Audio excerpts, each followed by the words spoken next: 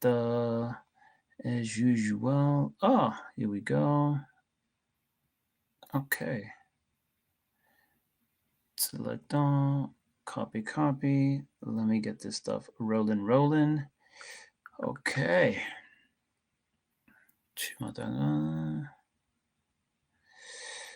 Uh,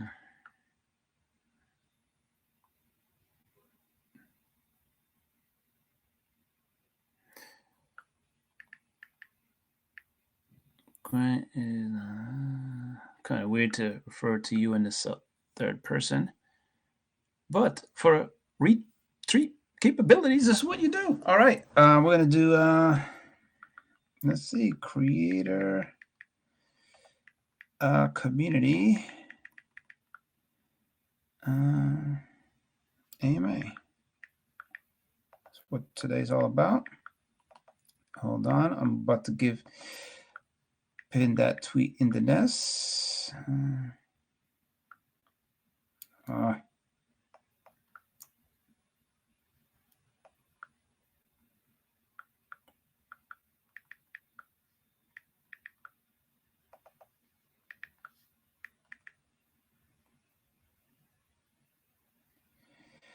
Almost done. I look forward to a lively discussion today. Very good.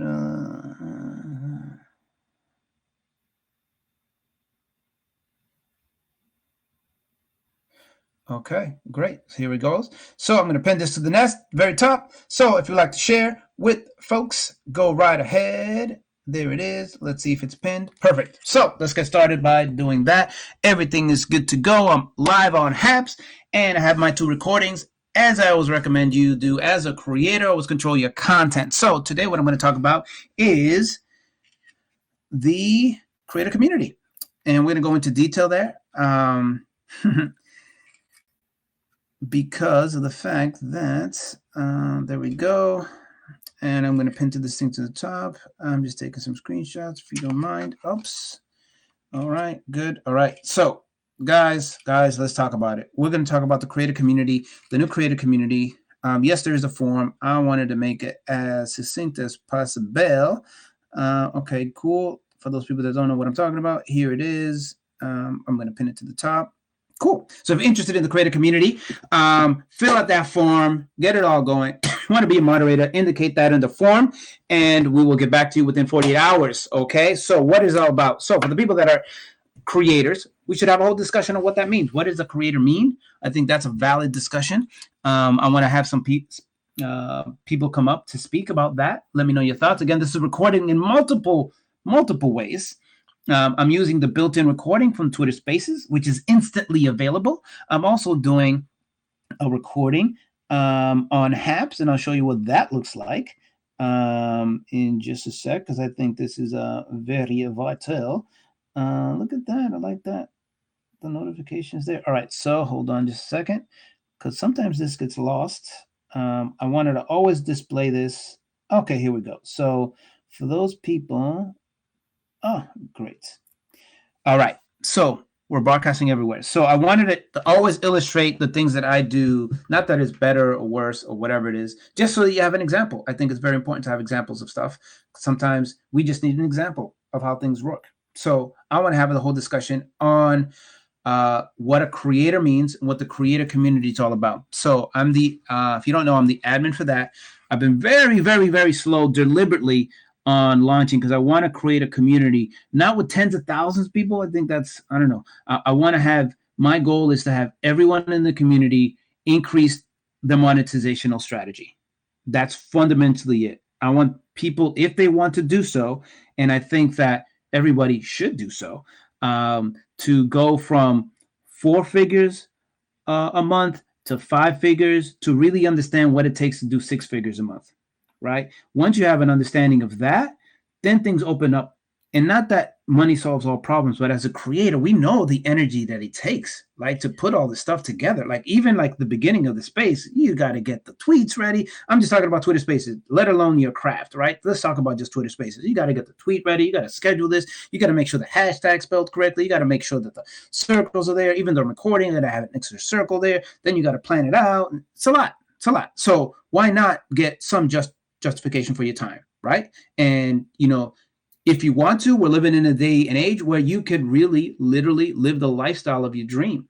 Why not do it? Life is short. At this past couple of years has taught us how life is very delicate, regardless of any other scenario. Not, this is not a political discussion, just like in general, just like life has always been kind of like, very fickle. So why not design a life that you want? Why not do it based off of the passion that you've been put on this earth to do? Like, for example, I'm going to give a shout out to Paul Armstrong, for example. Fantastic example of a creator.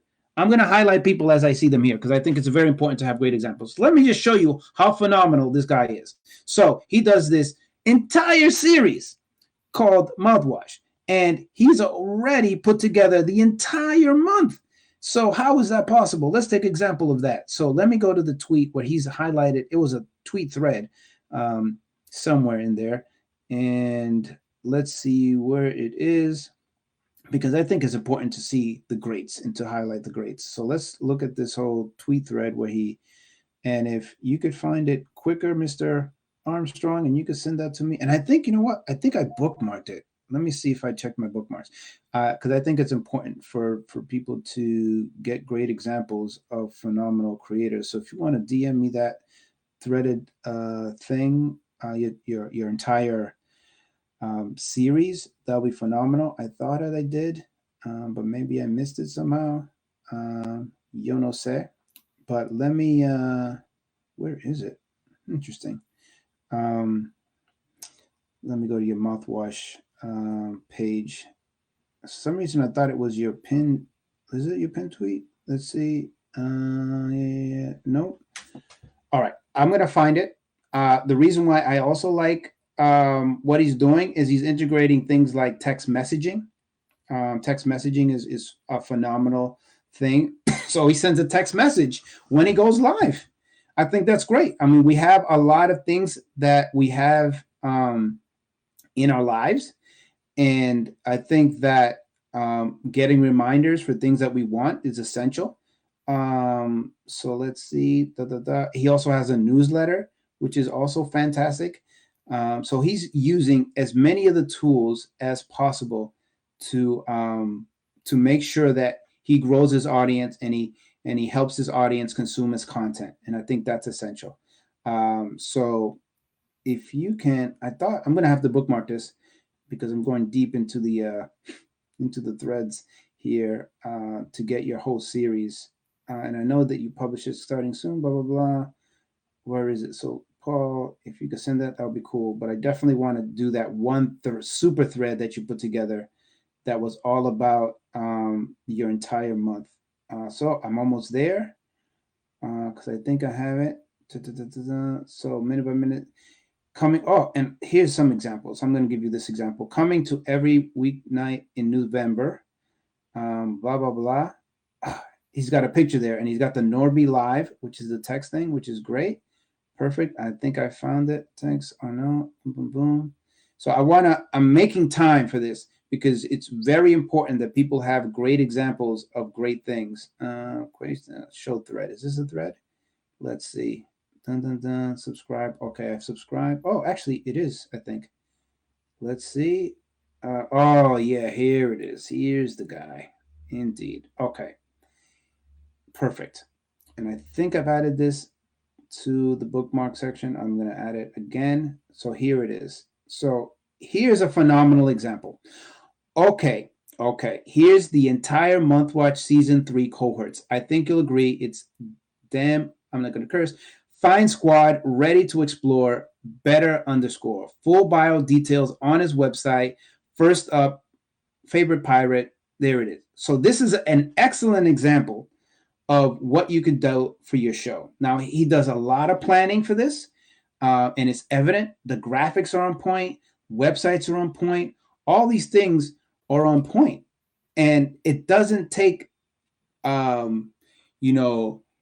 it's just tedious work. And he's had a foresight of really putting this stuff together. So I want people to really recognize the genius here and really understand what it takes to, move things forward. Now this makes it easier for him to monetize because he has a set audience. He could talk about the analytics. He uses the Spaces dashboard, which is sponsored for his show. I have one sponsor, and they are the Diacom, that allows me to look at the data of this particular space. I think it's important to look at the data. So they are a sponsor of the Monetize Monday movement. So that is that. So let's take a look, and I'm going to be taking a look at the analytics, because analytics are very important. Pretty soon it's going to be part of the tool. So right now we already have 60 listeners. It's been on for 11 minutes, 23 max listeners. There's a 24% average stickiness rate of the people that are staying here. So, all right. So what am I talking about here?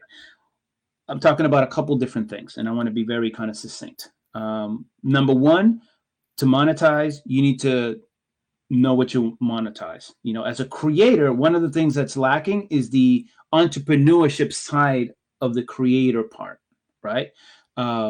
Being able to look at your craft and look at it from the perspective of like, who would want to invest in whatever it is that I created, right? So you need to cater to a community. So you have your craft, right? Your expertise, your passion. Then you have what in the marketing industry we call the avatar, right? So that's the second step. I'm going to go through this methodically to get to the point of where Paul is, right?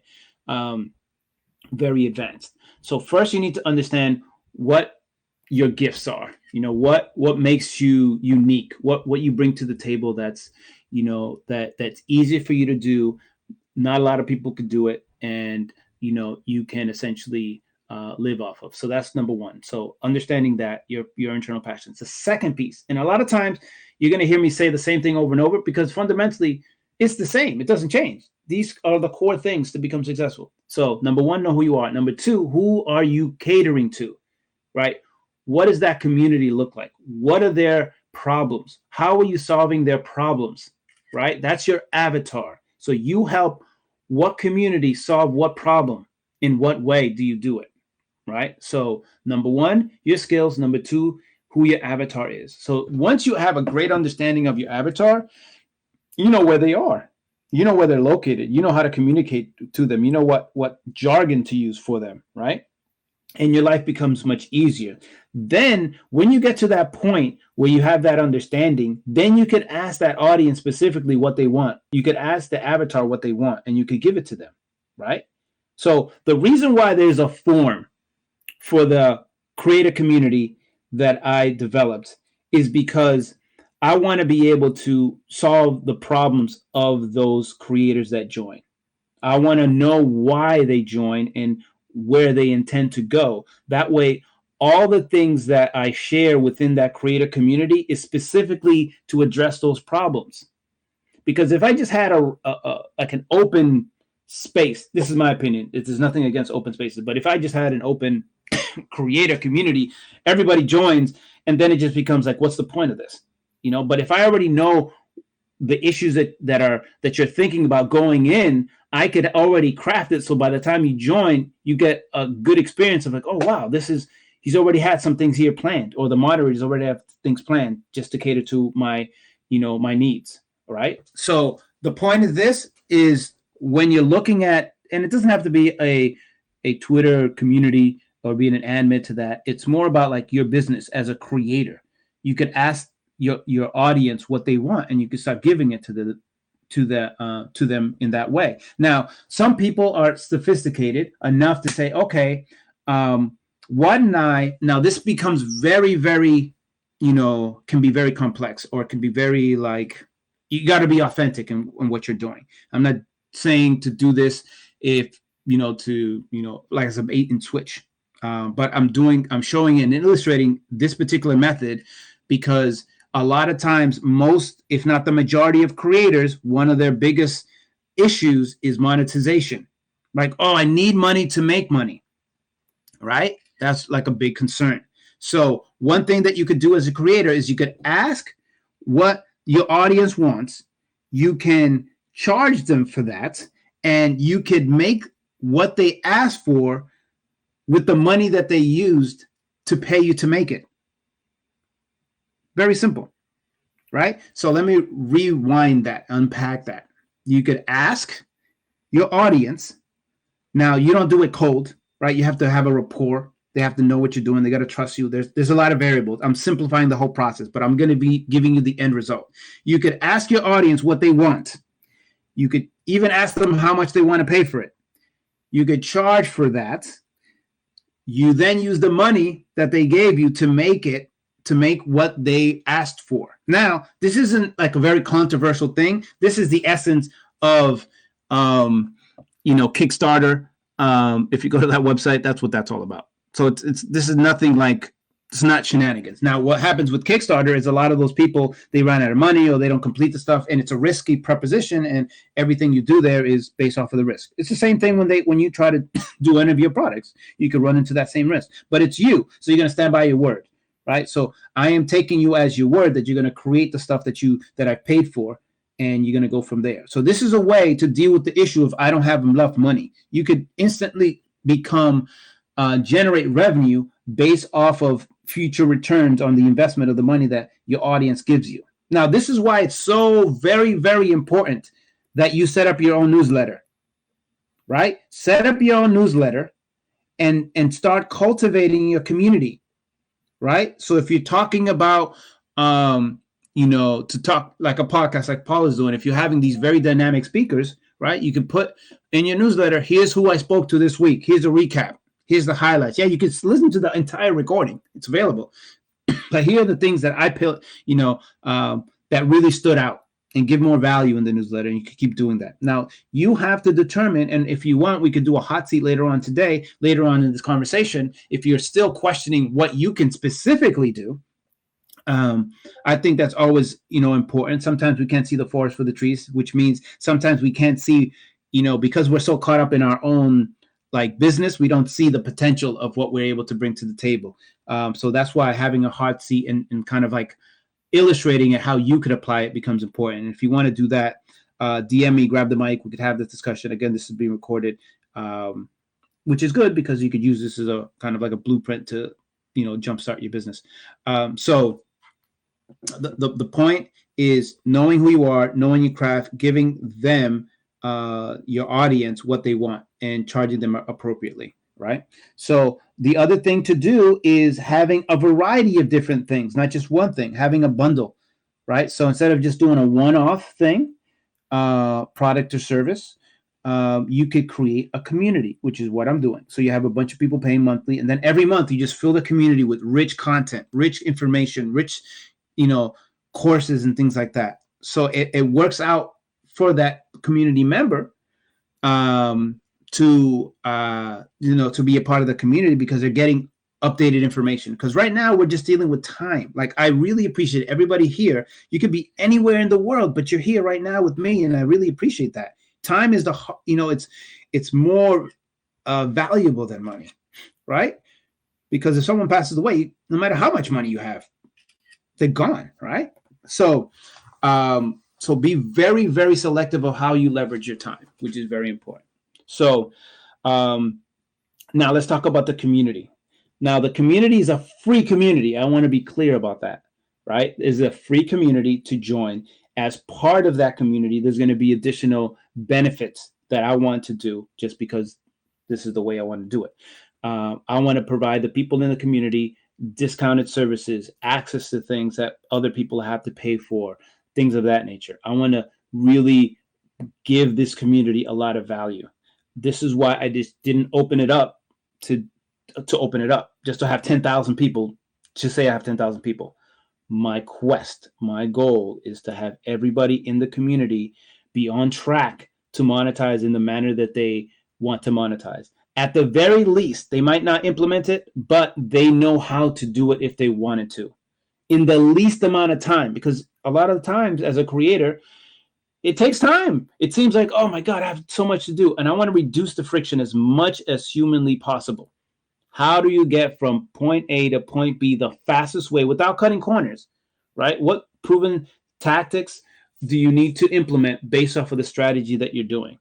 Like Paul, I want him to get as many sponsors as he wants to get, right? He's my homie. He's been putting a lot of work, and not to say that he's not doing it or whatever it is, but I'm just giving you an idea. If this is something that he wants, he should be able to say, "Oh, Hotelin or community, this is what I'm looking to do. What are the best tactics?" Boom.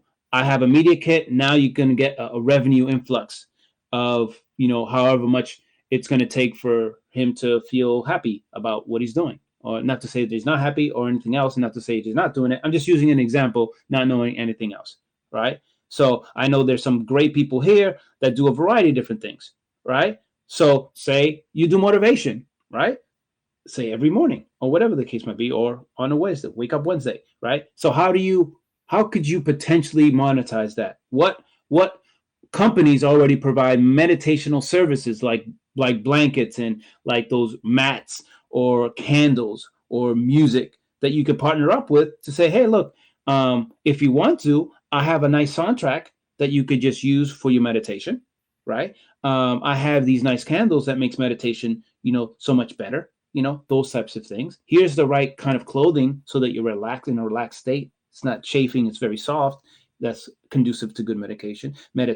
What about if you are a writer, right, of some sort, right? Who can you partner up and help other writers, right? Maybe some people that make books, maybe some people that make notebooks, maybe some people that make utensils. Maybe there's an app company that you could partner up with and say, hey, look, I'm helping writers really articulate their story in a nice, elegant way and not in a graphic way, maybe in a sensual way, maybe to depict a certain perspective that needs to be authentic, right? Say from a doctor, right? So there's that. What about my Latino community, right? How do you monetize a Latino community? Well, let's just take a look. There's 20 different countries that speak Spanish, right? And let's look at the Twitter Spaces community, right? There's a lot of people in different countries that want to be able to leverage social media and Twitter Spaces in particular for their politics, for their company, for their personal branding. Why not create some guides in Spanish specifically to help those people? So you have these Twitter Spaces that you do for free, but why not say, hey, look, I know you're busy. Here you could spend, the couple hours that we're talking about all these Twitter Spaces, and you could do that for free and they're all recorded. Or here is a guide for $5 or $7. $7 is the magic number, by the way. Just matter of fact, it's been proven statistically 7 is the number. Anyway, I digress. $7 guide that goes through how to leverage Twitter Spaces in the Latino community in Colombia, in Cuba. You could even you could have 20 different guides that are all specific to 20 different countries. Very easy, right? Now, instead of having one book that you charge $7 for, that you make money for, you have 20 basically of the same one. You just brand it for each country, and you've increased your revenue by 20, right? So this is just some examples that you could do. And these are the types of things that I want to discuss in the creator community. How do you take whatever it is that you want, and how do you create a business around it? Because that's ultimately what we're talking about. How do you create a business around your craft? How do you take it to the next level, which is very essential? Do you know what I mean? So I want to, really, make sure that is clear. Thank you, Paul. I just got your message. I appreciate it. And I think I shared the same one, which is awesome sauce. So I want to make sure that that's clear. I want this to be more of an open discussion, if at all possible. So if you have any questions, comments that you want to share and feel comfortable sharing it, because this is a recorded space, grab the mic and we have that open discussion. We figure out how to get over your biggest challenge as a creator, because I think that's very important. I'm just going to give a shout out right now to my friend Brett from Ottawa, and he's tuning in on Haps. So I always want to acknowledge people from the various platforms in real time if they're making time for that. So this is something that's cool. So I'm going to bring up the Scatter Chatter podcast because they're great people. So there you go. So I'll give them some chance to connect. So welcome again, Scatter Chatter. What is happening? you have the mic, so feel free to unmute at your leisure. Hello. Hey, welcome. Hey, how's it going, man? Fantastic. Indeed. So the question is like, how do you, at what point do you monetize like things like as far as like numbers goes and stats? Because I see like even like people that have a micro following, they're getting like large sponsorships by like brands, say like Pepsi, Coke, or even like REI, North Face, these type of people. I think I'm in the frame of doing everything right. Like as far as like call it the media kit, putting things out, the newsletter. I don't know what else. I think that's about it. I think I'm doing all the right things. But I think I'm like on the verge because I've had people reach out to me. Mm-hmm. But I want to get more of that, not out of greed, but just to have things sponsored so I can pay for more services to access my clients. Well, not clients, well, my audience. Yes. So they can have more tools to like help them be successful, because the goal of our podcast is for people to be educated and to fill in the gaps where things are missing. You know how like sometimes people give advice, they'll be like, hey, you should invest in stocks, but they don't tell you about capital gains and the things that happen behind it. So we're there to fill in those gaps and to educate people on those things, not just finance, but just all the things that are in pop culture. So yeah, I love it. Question, no, it's great. Well, the thing is, there's a lot of nuance to these questions, right? It's not like a yes or no answer, because there's several degrees of things you have to consider, right? So I'm going to start off by answering it in this way, which is, there's always been this issue of like, what do I give away for free, right? And what do I charge for? And here's the answer. It's very simple. Write this down. Everybody that's here, this is the secret formula.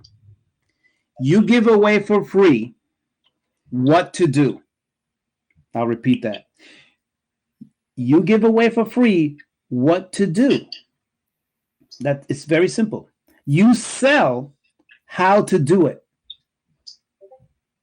And the reason why that's important is because, just like you mentioned, there's a lot of nuance to a lot of these things. So meaning that it's like, oh, what you need to do is start a podcast.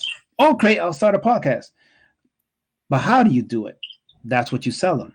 You sell them that technique. You sell them all the variables involved. You know what I mean? So I think that that's something that's often neglected. So when I speak, I give away stuff liberally. I'm going to put you on mute because of a lot of background noise. So I give away, here's what you need to do. You need to set up a newsletter. You need to, this is what you need to do. You need to have a newsletter. You need to host spaces regularly. You need to have a media kit. All these things. This is what you need to do. How do you do it effectively? That's the nuance. There's the rub. That's the expertise. That's the plumber knowing exactly what pipe to hit, what pressure to use, and what tools necessary to solve the plumbing issue promptly. That's the $1,000 bill that takes a minute to solve, right? So that's fundamental. Now, this is an information, and I get it. As an artist, oh, what do you mean? Unless you're selling how to paint and how to sell paintings, that might not be you, right? Because you're a creator. So you're looking at creating. So what is the issue? So what you're doing is displaying information as an artist, right? How you're displaying information, that's where the big money is. Like some people use elaborate crystals and it takes them a month to do these masterpieces that now they could charge $10,000 for, right? Because the way they did it was so elaborate. And that's what the person that's buying the art is investing in, right? So hopefully that answers the overall question about the monetizational piece. So the key is, when do you monetize? You can monetize immediately. When I entered my first Twitter space, I monetized it. The first space, I was in there for 15 minutes. Why? Because I had an offer. I had something that I could present that was of value to the people that I was presenting it to, right? Not to anyone else. I don't need to have value for everybody. That's also something very clear. If your niche is really, really focused, you could charge a premium for it. For example, Tesla does not have an OEM service to fix the repairs of their cars. You have to go specifically to Tesla, right? Apple has the same type of thing.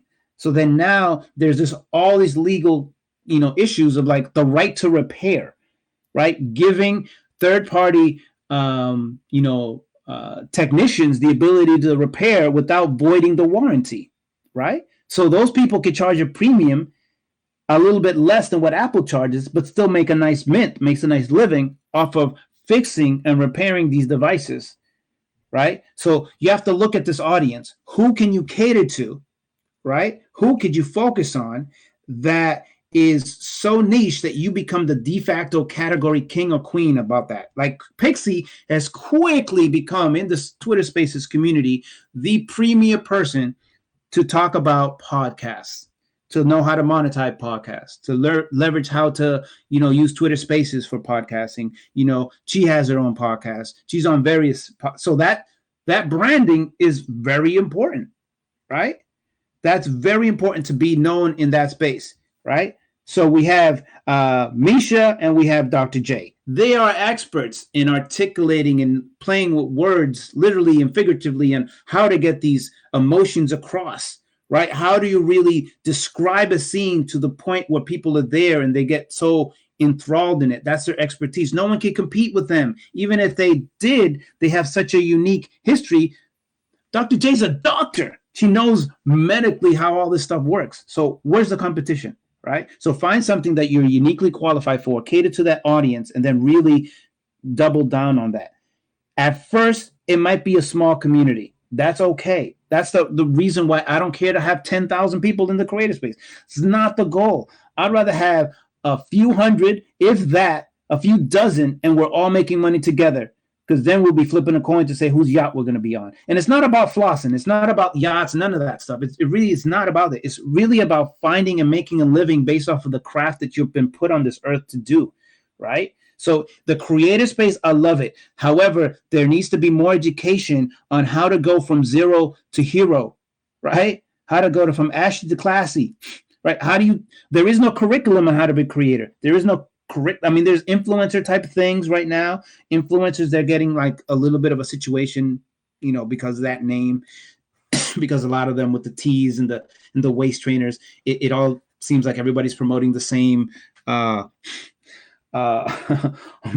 of energy drink, right? Or cheap clothes, whatever it is. But the point is that everybody here has a gift.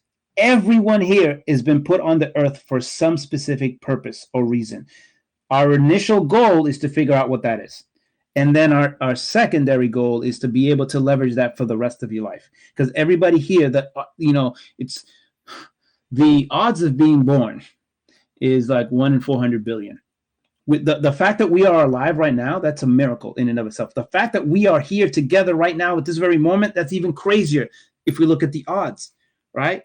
But everybody here has a unique skill set, has a unique gift, right? So we don't have to no longer deal with the man or the woman holding us back. Yes, there are some constraints. And what I want to do in the creative community, which is the whole purpose of this particular Monetize Monday, is to get the right people involved that are serious about taking their stuff to the next level, taking their creation and becoming entrepreneurs and taking that to a business or an empire. Because that is what really gets me going, is being able to say, hey, Indra, you want to do a meditation space? How do you separate yourself from all the meditation spaces? Well, maybe if you focus on professionals that don't have a lot of time and give them a sense of how, your meditation techniques could be done in a short period of time, and that's going to make them a better professional and become more successful. Why don't we do that? Right? Because you want to stand out, be unique in this space. Right? You're very, very focused. And then you could expand. Michael Jordan didn't start selling cologne straight off the bat. He worked on his craft. And then that opened up the opportunities for more things. Because once you get to a certain level, you just need one person to come in, right, and validate you. That one person is going to take you to the next level. But you got to keep the hustle going. That hustle requires not only time, but also resources, and some of those resources are money. And I already, love that you're already thinking about your audience. Scatter to shorten your name, Scatter Chatter. I'll call you Scatter. So you already have the audience in mind. So you already know that you have a production value that you want to reach, it to the next level. So you know what it's going to cost. So then this is how you start looking at what are the services that you're going to provide that is going to get you to accommodate and provide or invest in the tools necessary to reach a broader audience and things like that. But you have to be very clear as to who that audience is. I'll ask you this question that would help provide more context to the advice that I give. So, Scatter, do you know your avatar? Who is your avatar? Who is your ideal listener for your podcast? My ideal listener is a person that just needs to have, they want answers, like for instance, all right, let's talk about, let's say NFTs, because that's popular. Mm-hmm. A person that doesn't understand NFTs and understand like OpenSea and gas fees and how to create them and what the file format is, I explain that in a podcast along with a professional, and then literally just walking somebody through that. So then they're like, oh, now I get it. I can do it too. That is my goal for each episode. All right. So let's drill down on that person, because there's a lot of resources that do exactly that. How can you define that avatar? Now, avatar is given that name for a reason, as opposed to what industry you're in or what persona you're in. Avatar is one person. You summarize your entire audience to one person. You give them a name, you give them an age, you give them a location, you give them a career, you give them some issues. Have you drilled down? Talking about, say, like a psychographic kind of person? An avatar is just one person. Oh, just one individual. Correct. Guy. One person. Okay, it could be a guy or it could be a gal. Guy or girl or whatever they choose yes. Identity to be. Correct. Now, the reason why that becomes important is because it's much easier to, if you're in a relationship, it's much easier to buy something, a gift for that one person, because you know them. You should know them, right? And right. Oh, they like red stuff, or they like,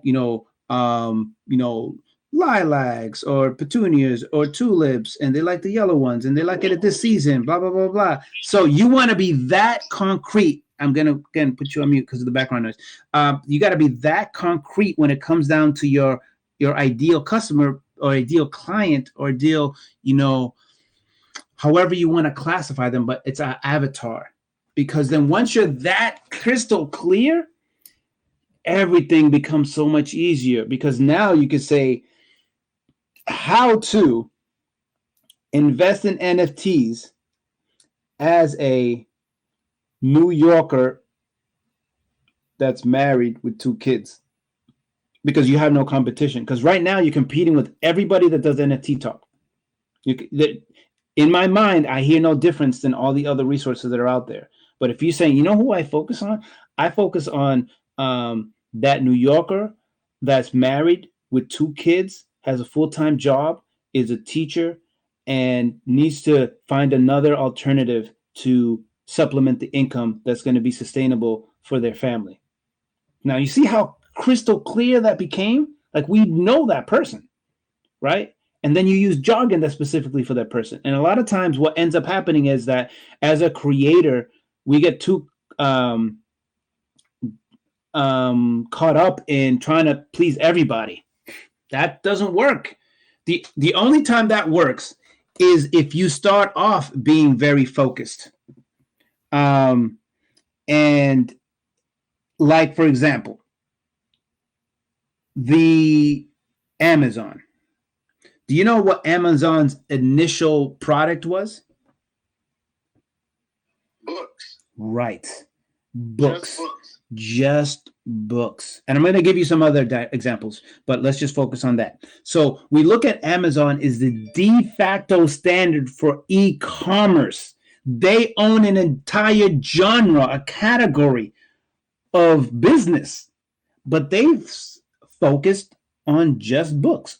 That was controversial. It's like, why are you going to replace the library? That doesn't make any sense. That doesn't really matter. Then they just started focusing on book. Then they realized, hey, there is this social, there is the network effect, right? The network effect is if Eileen, who's a czar at social media, is reading a book about social media and maybe reading a book and maybe wrote a book about social media, and they say, hey, look, now the people that bought Eileen's book about social media also bought Pixie's book about podcasting. So, but if you buy both of them together, you're going to get this bundle deal, right? So they leverage the fact that Eileen and Pixie are out there doing some stuff, and they use their clout, their visibility to sell other things, right? So they started realizing that, hey, this is great for books. Why don't we do it for other products and services? And now everything is like that. Now they're delivering things in an hour and 2 hours. But they couldn't have started delivering things in an hour without the revenue from without getting that revenue from books. So that's one example, right? The example of being very focused.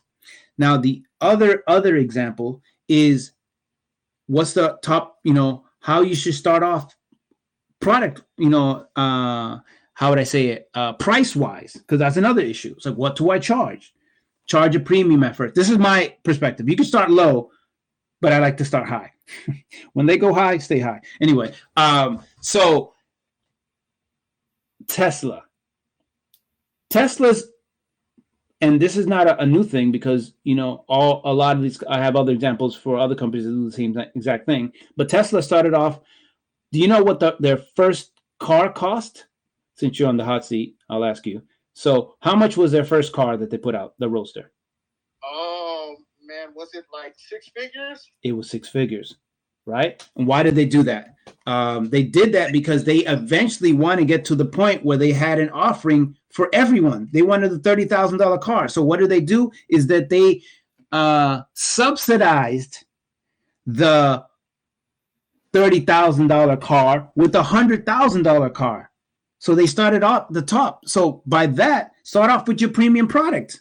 Say, hey, here is a 12-month course on how to do. Now, this is where your avatar and your relationship with your avatar becomes very, very important, right? Which is knowing that, what you may call it, knowing what they want so that you know what the most important thing is and you deal with the people with the most money in that marketplace. And then that way, eventually you could start, subsidizing and providing it to people that might not be able to afford the higher premium price.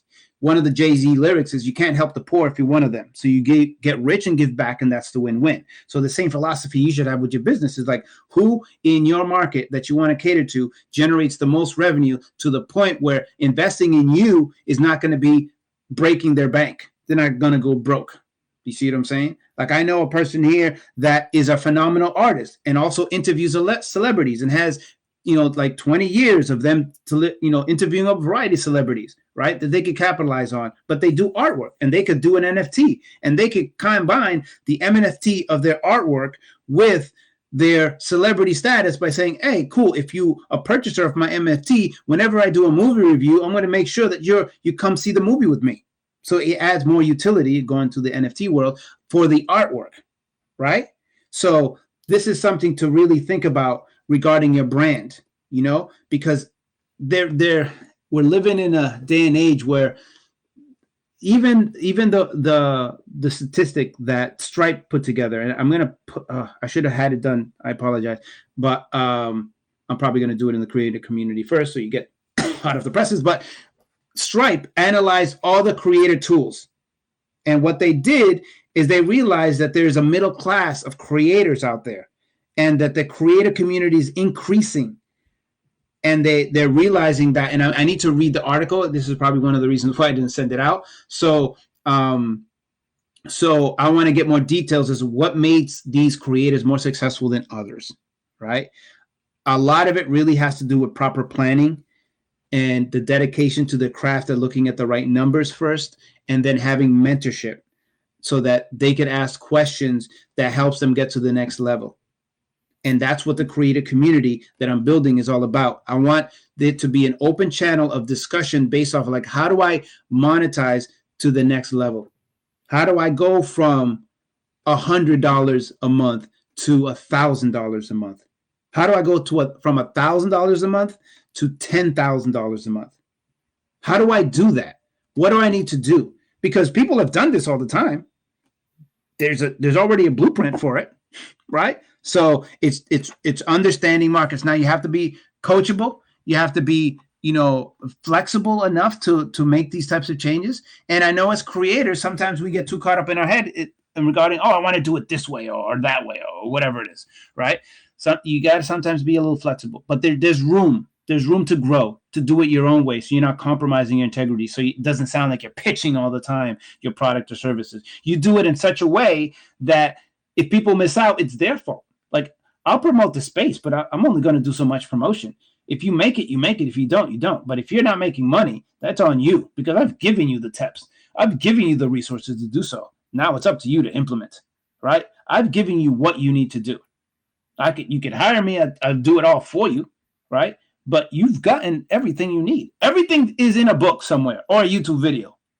Just, do you want to go through all those videos or all those books? Or do you want the shortcut? Or you want the direct access, right? That's fundamentally what it is. So, super long-winded answer to your question, but hopefully that's giving you a little bit more context to. So it just sounds like it's just button down. I think I'm on the right path. Just button down and do a bunch of reading and ask the questions and just be coachable. That's what it sounds like. Not only that, but your audience has the answers. Not like Sway. Sway doesn't have the answers, but your audience does. A little reference there for Kanye Sway. Anyway, so you asked what they want, but really start narrowing down your audience. Really be very clear as to who your audience is. Now, for example, I have a formula, and that formula is this. Hold on just a second. I'm going to read it out. That formula is bam. And it goes, there's varieties of this, but it goes down to this. I, or a pronoun, help, give, assist, a verb, dream client, how to build, create, install, verb, another verb, dream result, with, by, in, a preposition, and a call to action. So I help what group achieve what problem or resolve what problem, and what's the biggest benefit, right? So let me give you an example. I'll just give it.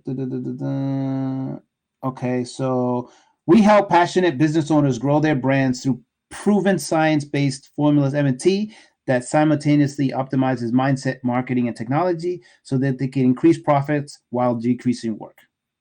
So you need to come up with a statement similar to that about what you do besides a podcast, because you want to make it beyond the podcast. You want it to be anything that you release, any form of, content and any media type needs to adhere to that. So you don't want to be locked in to just a podcast. It could be a book. It could be a TV series. It could be videos, right? It's all accomplishing the same goal. You're just doing it in different formats because your audience likes different formats, right? So the podcast is just one vehicle to get what you want accomplished, right? But you know that your audience might prefer other methods, an alternative method. So get clear as to who they are. And here's the beautiful thing. When you go down this approach, a bad offer is still going to win to the right audience. But a great offer to the wrong audience will never win. I'll repeat that. A bad offer to the right audience will always win. But a great offer to the wrong audience will never win. If I give a peanut butter and jelly sandwich to a fish, it could be the best peanut butter and jelly sandwich, but that fish is not going to bite. It's not going to be the thing that's going to lure them in. But if I get like a broken, I don't know what people use for the fish. This fish is not my thing. It's probably not the best analogy. I should probably know my game, but I think enough people don't know just enough like me. So I think the analogy is going to work. But if you get a lure, right, and it's a broken lure, it could still attract the fish, regardless of if it's working properly or not. right? Because it has the essence of what it's supposed to be, depending on how badly it's broken, right? So that's why it gets frustrating sometimes when we see these creators and it's like they didn't do anything. I could squish bread on my face. Why are they getting so many views for this? Right? That's why it gets so annoying when people are like, "Oh, this guy he's just holding up a cardboard box with some words on it. Anybody could do that." Yeah, but they did it first and now you can't copy it, right? I could not say anything, make fun of people doing things and, put up my hands to make fun of them. I could do that. Yeah, but you didn't do it, right? They did it, right? So these are all creators that find the niche. And once they have that niche, they become the category king of that niche. And their growth is exponential because they've developed what are the problems that they're solving, Joseline? You might ask. The problem that they're solving is entertainment. Entertainment is a valid form of problem solving because you're competing against boredom. You're competing against nothing, right? So that is the problem that they're entertaining. Now, did they really go through and think through a lot of the things that we're talking about? Probably not. A lot of them probably just found something, they went with it, and it was good to go, and it worked out, right? But if you want to risk it, you could go down that road, and maybe it'll hit, maybe it won't. But if you want to have a more calculated, destined route to your success, then you need to do these types of things. Go in out on your own, have these types of discussions, meet up with the people that have already done it and are successful, because it's much better to be like the least successful person in a group of successful people, because $100,000 deal for them could be peanuts because they're looking at $10 million deals. So they'll give you the $100,000 deals because it's no longer interesting to them, and you would gladly pick it up, and they'll probably mentor you. So that's the creator community, is something that like that. I'm being very ambitious, right? But if I'm not this ambitious, the likelihood of it achieving half-ass, not half-ass, but like half of the way is critical. It's like the thing, shoot for the moon, because even if you miss, you'll still be among the stars. If I don't set the criteria so high, right, then anything that I do is going to be subpar, right? So I want to be able to leverage my contacts, the Gary V's and everybody else, to come in and give some private sessions if they're available, right, to these creators. I want to be able to say, hey, look, in this safe space, let's talk about this, right? We're talking about money. A lot of people don't like to talk about money, right? So how can we create an environment that's cool for people to like really have this understanding of like, okay, you don't have to, give your tax ID or whatever, but like, how do you generate $25,000 for minutes? How do you do that? Like, what is it that you offer? What's the contract look like? How do you set up a deal where they're paying you to do these Twitter Spaces? Like, how do you do that? Like, I want to be as open and raw as possible so that we can kind of like get to the point, especially around the globe, where representation isn't always, top notch, top like priority.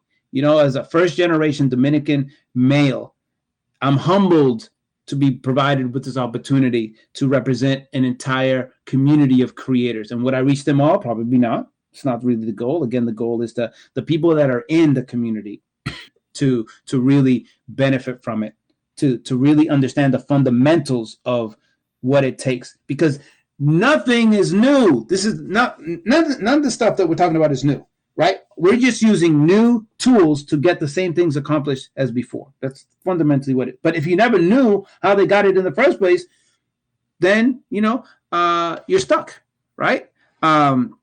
So I really want to bring in experts to come in and speak about their story. A lot of times they're more than happy to share their story, to get into some detail. And I want to be able to take we can't do polls yet, but I'm sure that the polls are going to come up. So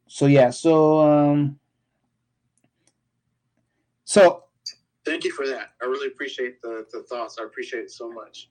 No, absolutely. And yeah, go ahead, interrupt, feel free. You're all being recorded, so whatever it is that you want to say, you could say. The contract with Spaces, could you elaborate on that, please? If you're still there, the DM that you sent me. I was just, about that. I was wondering if you could elaborate. The two things you're talking about, going from 1K to 5 figures and then the contract. How do you do that? Yeah, a lot of it has to do with those first two things that we talked about. Number one, knowing what your passion is. Number two, knowing the audience and providing it. And then does your audience, like if your audience is has a certain price point that they're accustomed to investing into the product and service that you have to offer, then you have to sell more of it in order to get to the goal, that the financial goal that you want to accomplish. But if you could just have 1 or 2 customers that would just pay X amount, say you're trying to get $1,000, right? You could have, 100 people pay $10. There's so many different ways to get to that same $1,000, right? So it's just reverse engineering. What is it that you want to make, and developing a product or service that's going to get you there. Like you could set up, instead of doing like a, what you may call it. This is easy math, right? I just want to keep it simple. So get out the calculator. If you want to make $10,000 a month, right? $10,000 a month, right? Divide that by, say, 50 people. So 50 people pay $200, or 200 people pay $50 a month. That's $10,000 a month. Now, what is it that you're going to offer for that? Well, figure it out. You already have these courses that you're already doing in the podcast. Why don't you have some extras that you include? And that's every week. So there's at least 4 different extras. And then you provide, in addition to the podcast, you provide a manual, right? You provide a manual of of the podcast. And that manual could be pretty much the transcription. And then you have resources. And then you provide them a discount, which is what I'm doing to the creator community. So do the reverse engineer perspective of, like, you want to get to a certain financial goal, then break it down and say how many people need to buy that to get to that financial goal. If it's $10,000 a month or just $1,000 a month, right? And create a product or service that's scalable to that unit. Now, again, figure out who that avatar is. Can the avatar, what is that the limit to that avatar? Is it $50 a month? Is that too much? Is it $49 a month? It's always better to do $49.99 versus $50, whatever, but you get the point, right? Or is it 25? So if it's 25, then it's like 200 people need to join. So you need to figure out that math. Oh, then Jocelyn, how do I find those people? Well, depending on how closely knit this avatar group is, this is why it's so important to know who your avatar is, because those avatars let you know where they are. Because the avatar is probably going to be searching for these certain keywords online, right? What are they searching for, right? So there's a reason why, for example, I'll give you something very, very specific to cultivate an audience. Okay, so let me go to what I tweeted today. And I did this specifically today because I wanted to illustrate it as an example. Okay, so here we go. This question, there's a reason why I asked this question. It's very simple. If you go to the last tweet that I posted, do you consider yourself a creator? Why? So, guess who are the people that are going to get invited to the creator community? The people that said that they were a creator, and they justified why they are a creator. Very simple. So then what did I do? Is one of my friends who I know is here in the room, Chris. I highlight him because he's a phenomenal gentleman and a scholar. So I'm going to go down and boom, boom, boom, go down, boom. So what did he say? He gave an example of his version of a creator. Yes, as a Spaces host and podcaster, I am a creator. Every single day is an opportunity to learn something new. My job is to find ways to share those stories on Twitter Spaces and on the podcast, then share them to the world. And then what did I say? And I just wanted to do that tweet specifically for this example. Then the creator community might be for you. So I put it out there, what I wanted. People responded. And now I'm creating this community based off of that. Very simple. And you have Twitter at your disposal, disposal to share whatever it is you want. You could ask your avatar what their biggest issue is, which is what I talked about before. It's like, what is the creator's biggest challenge? Boom. Right? So use Twitter as a market research tool to determine, what your audience wants and or to find your audience. Right? It's I think sometimes we make things too hard. on ourselves. We make it overly complicated. It doesn't have to be this overly complicated. Okay, so let's do a quick reset. It's 4:00. This Monetize Monday is 3 to 5 Eastern time every Monday, or whenever I can do it, depending on the client stuff. So it's recorded space, and it's specifically to talk about these issues on how to best monetize your brand. All these things are recorded. They're all readily available. From the very first one I had done, they're all for free for now. They're always going to be for free, but they're all for free. What I'm going to do is take the best of the best, condense it, and say, instead of listening to the 30 plus hours that I've recorded, maybe you could just listen to the highlights, and I'll charge you for that. Not charge you like a bad thing, but that's the investment in your time. I don't want to nickel and dime people. That's not what this is all about. This is about investing in time. You can look all over the internet for the same information, or how much is your time worth, right? Is it time or money? Either one. Invest it. Doesn't matter, right? So as long as you add value and the value that you provide is higher than the investment that people make, that's a winning business, in my opinion, right? Let me be clear. Let me repeat that. The amount that you charge, the offer, should be greater than the investment that the person puts in. That's profit. It's a psychological profit, right? Because if someone is getting a high value and it's like, oh, it only costs $1,000 to get $10,000 worth of stuff, I could do that anytime.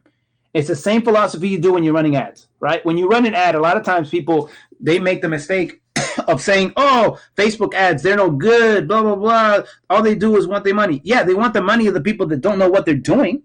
If you know what you're doing, for every dollar you put in, you're going to get $4 back. That's how it should work. But if you don't know how to run ads, yeah, you're going to lose money. You know, the whole online advertising platform redefined the way people thought about advertising. Because prior to that, if I run an ad, I pay for the ad and it appears there, right? That's it.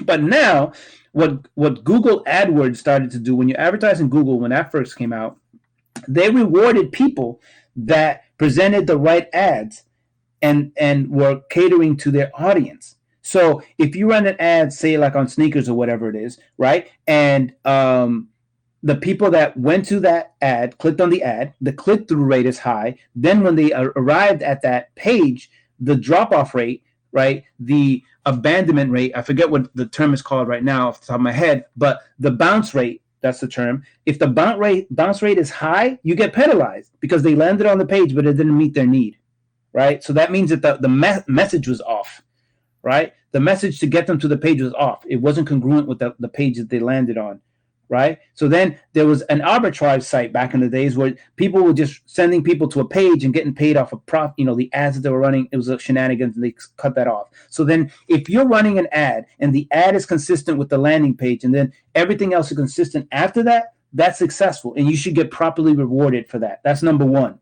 advertising. Number two is that you don't offer just one product with the ad.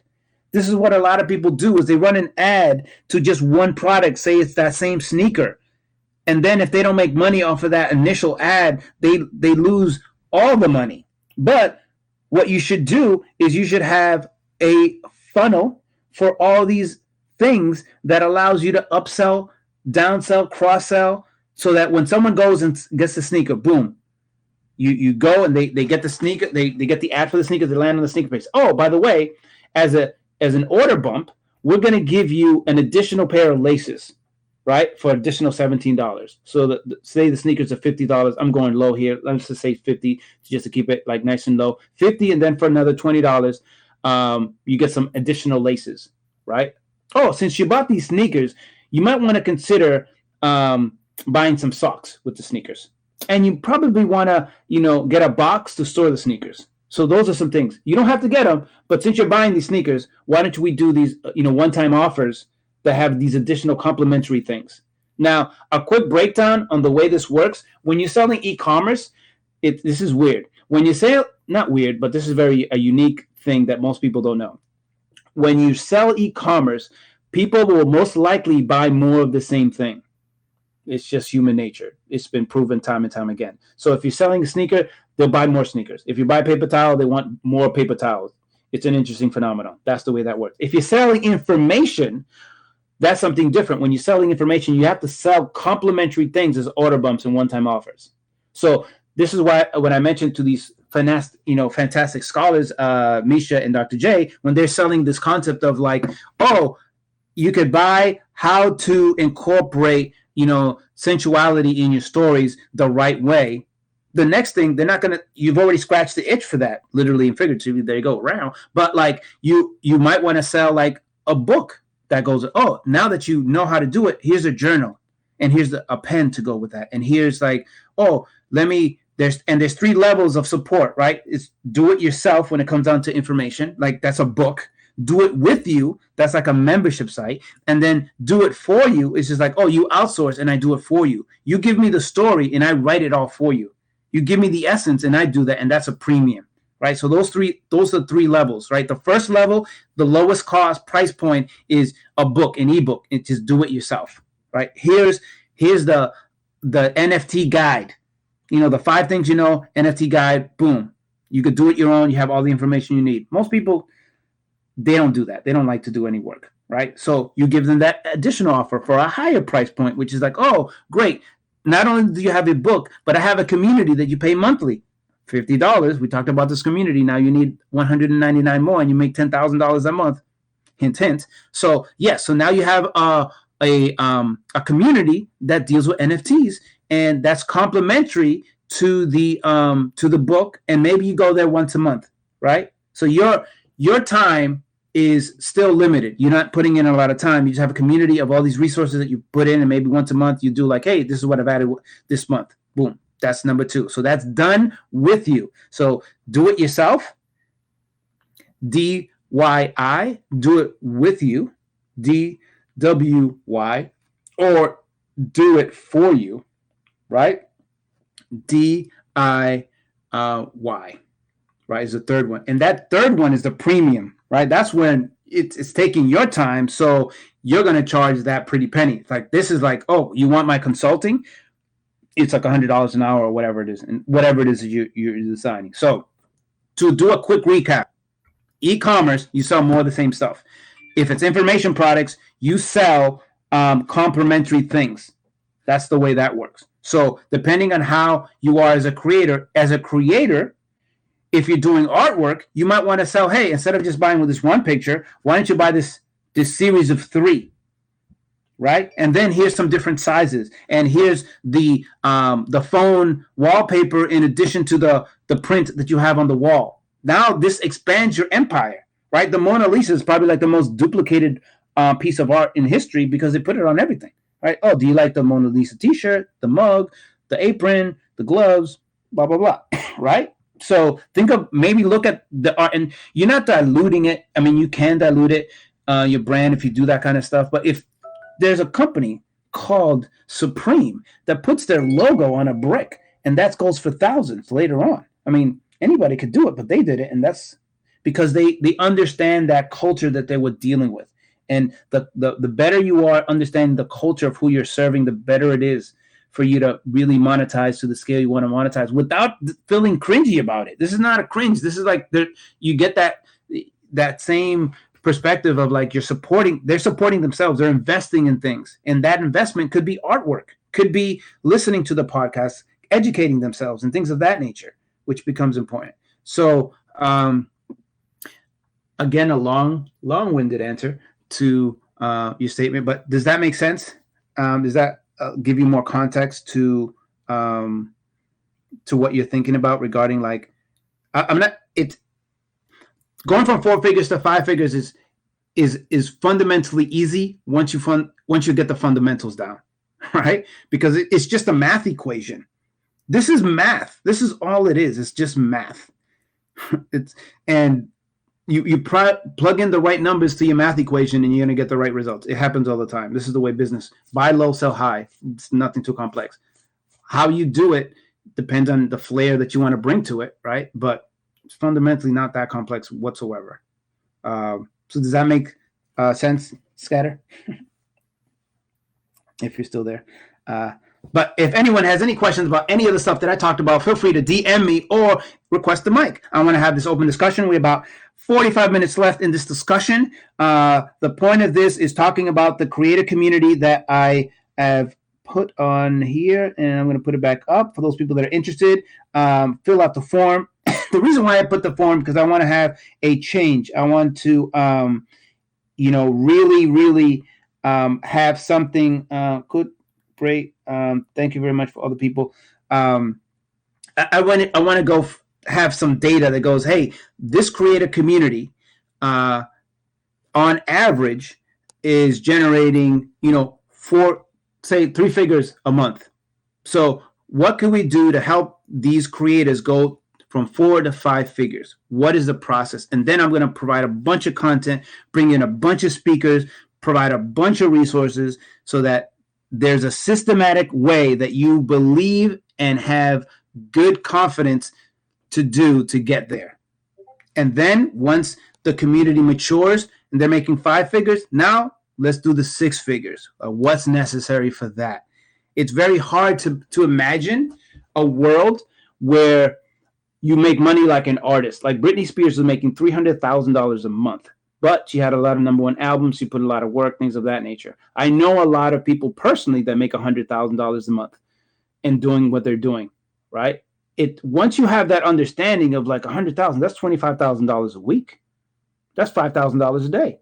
What do I need to do to sell $5,000 a day? If you look at e-commerce and $5,000, divide that by 8 hours, right? Just do the math. And that's how much you have to sell per day, every day.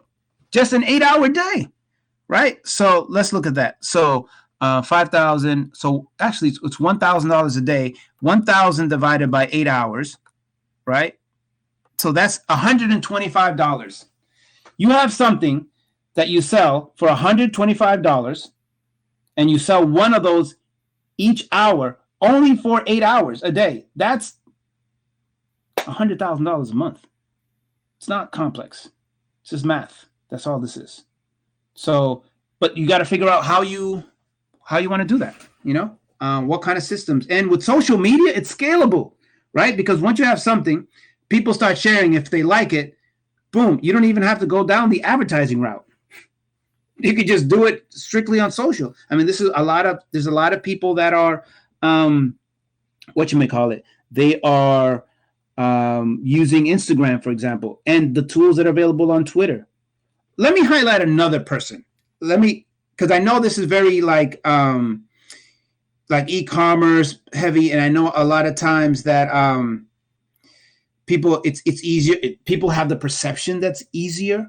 But let me highlight one person that I really, really, I think is, especially for the creator community, is going to be inspirational. And let me just find them. And again, bookmarks are great. I think I'm going to have to pay for Twitter Blue, because going through the 10,000 bookmarks is a little bit of a situation. So hold on just a second. So there's a creator on TikTok, right? So already you guys probably have something in your mind. Oh, TikTok, blah, blah, blah. It's just dancing. No, it's not dancing. And even though it's a woman, they're not being salacious, because that's the other thing. That's the stereotype. And I don't want to just focus on that. This is based off of very simple things that anybody here could do.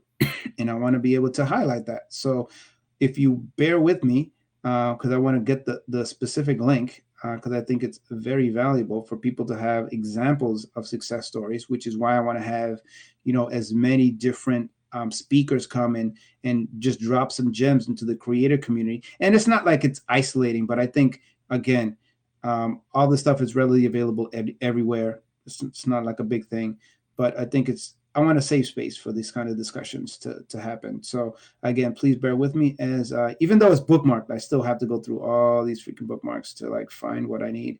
But in the meantime, if you have a question or comments, please feel free to grab the mic or DM me. I'll address it so that everybody is, because I know a lot of people might have the same question that you might have. So feel free to grab the mic and or send me a DM with your question or comments.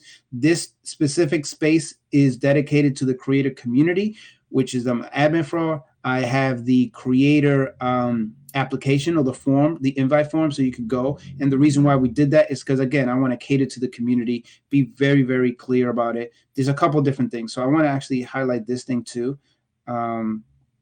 This is very important, as well as endpoints. Oh, here we go. So two things that I wanted to highlight.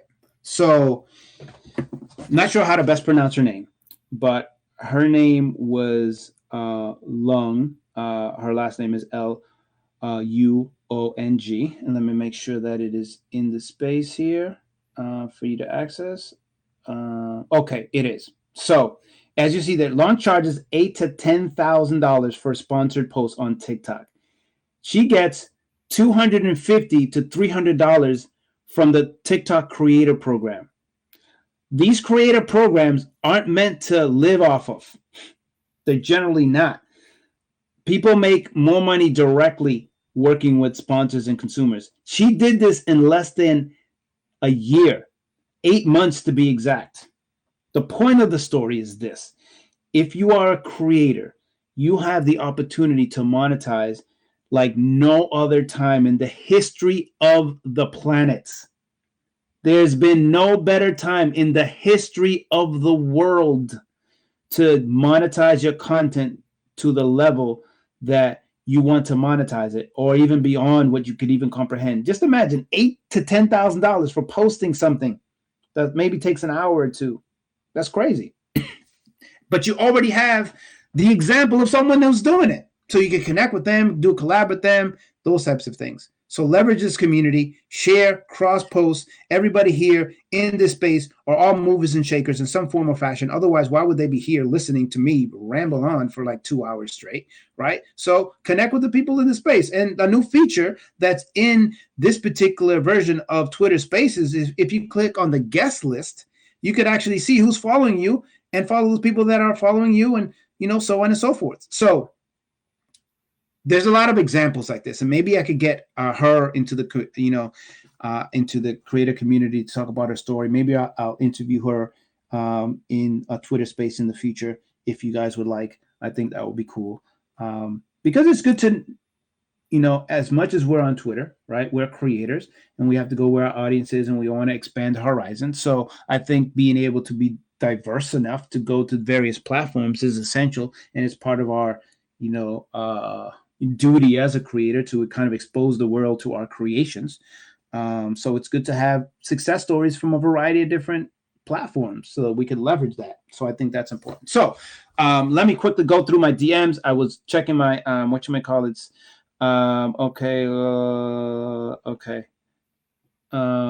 okay.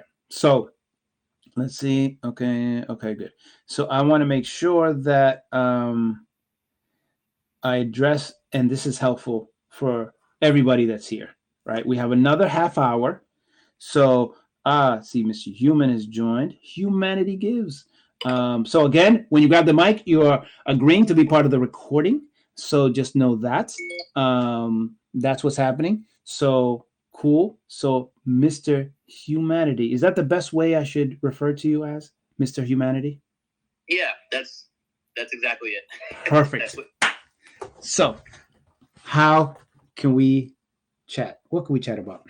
Well, I'm just popping into this convo. I wish I came in earlier because I love talking about this stuff, but I'm just kind of reading I see the posts of the TikTok creator, how she charges like what, 9,000 to 10,000, and then I'm just catching in on this convo. So, I mean, if you want to fill me in on what we're talking about, I'm more than happy to put my 2 cents in. So what we're going to do is, so this is a recorded space. So the entire thing is recorded. So you could definitely listen to the recording right after that. So we discussed so many different things, and we've already posted 11 things in the nest. So if you want to, have something specific that you want to ask, that's cool. If not, that's okay. We go back to listener. That's all good.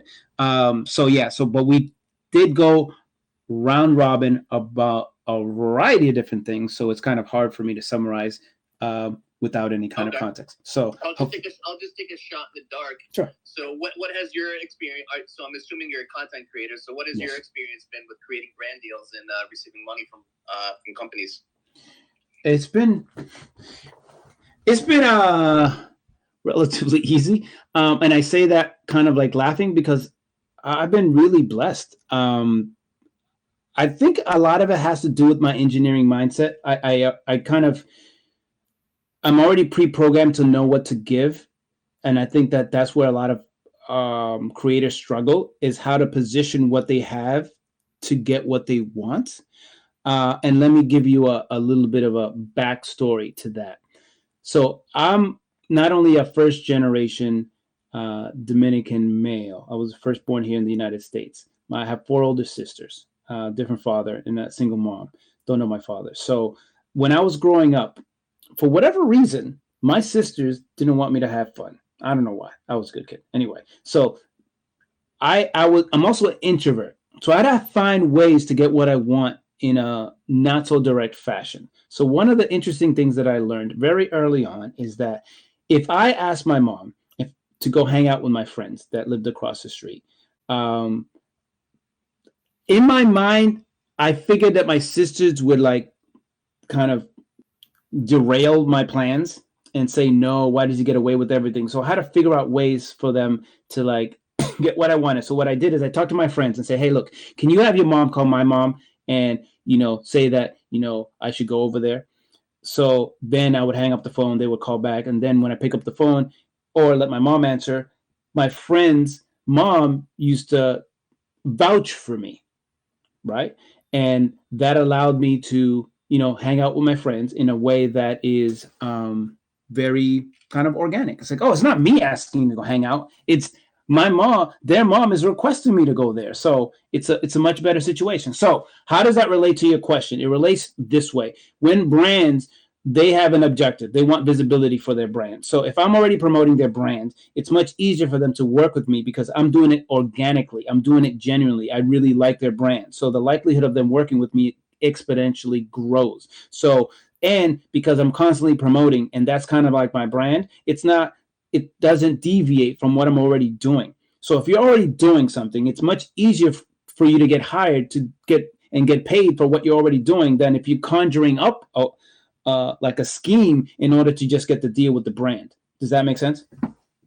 Yeah, but for you to say it's easy, I'm going to play devil's advocate. I completely disagree with. When it comes to brands, they're going to ask you for analytics. They want demographics. They want to know what type of exposure you're going to give them that's going to benefit the company. And it's already public. That's the thing. Because I've already promoted online, they see my engagement. It's already there. They know how many people I bring to an event because I've documented it and I shared that publicly. So when I have a deal and I do an event for Cadillac, for example, I could just say, look, I've trended in Boston. I trended in the entire city of Boston with a 200-person event. And here's the photo proof evidence. Here's the case study that I created that says, pain problem solution call to action. What was the pain? Cadillac wanted to engage the professionals in the Boston area. What's the problem? Who do they work with? Solution. They work with Joseline. What's the call to action? If you want an event that caters to a specific demographic, Joseline not only can put together the event, but he actually put together Boston Tweet Up, which is a whole event planning and promotional service that not only promotes his event, but all the other events that are happening in Boston. So he's already created the distribution channel for events. So I love that question, but I've already pre-planned it in my mind, the kind of objection, the counter to that objection. I've already built it into my formula.